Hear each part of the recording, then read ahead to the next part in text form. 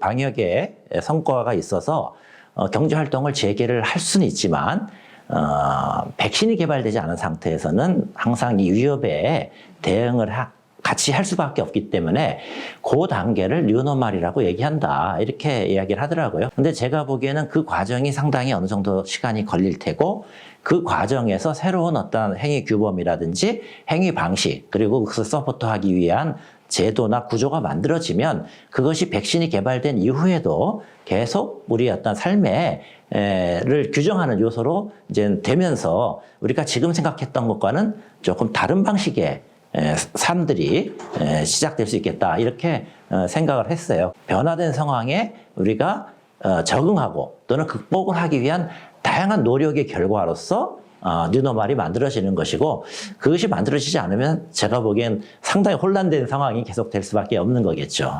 미국도 대단히 국내지향적인 방식으로 이 사태에 대응을 하고 있고 다른 국가들이 그러한 그 글로벌 협력을 이렇게 주도할 수 있는 새로운 어떤 힘들이 만들어지지 않아서 상당히 글로벌 협력의 필요성은 더 높아졌는데 그걸 어떤 방식으로 할지에 대해서 아직은 사람들이 잘 판단하기 어렵고 예측하기 어려운 상황이 되고 있는 거죠.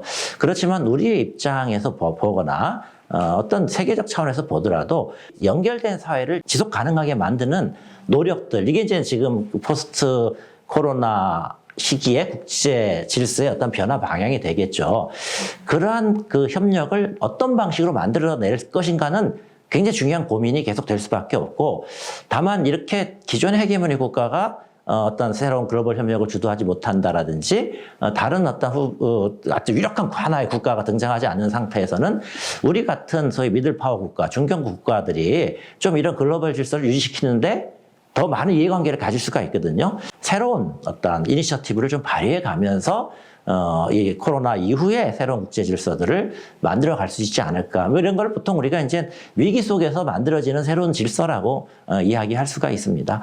하나만 더 보태면 이 바이러스라는 것은 실제로 세계화, 우리가 흔히 얘기해 세계화 또는 굉장히 유동성이 높아진 어떤 우리 지금 국제사회에 필연적으로 따르는 비용이라고 봐야 되거든요. 결국은 이 비용을 누가 부담할 것이냐, 이 부담하는 방식을 어떻게 할 것이냐, 이것이 국제사회에서 반드시 필요한 고민이 돼야 된다. 그러한 그 재원을 만들고 그런 것들을 담당할 수 있는 거버넌스, 국제 거버넌스 체계를 구축하는 것, 이런 방향으로 우리 같은 나라가 조금 더 적극적으로 역할을 할 수 있다 이렇게 생각을 합니다.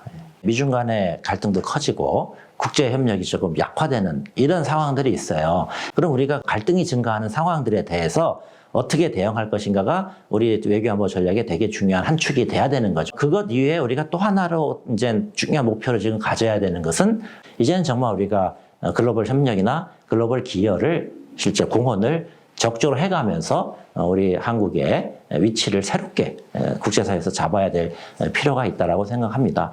그리고 이제 한반도 평화 프로세스도 만약에 우리가 코로나19에 대응하는 어떤 새로운 남북협력, 남북 평화 프로세스를 만들어내면 조금 더 보편적인 의미로 그 한반도 평화 프로세스가 자리를 잡을 수 있다고 생각을 합니다.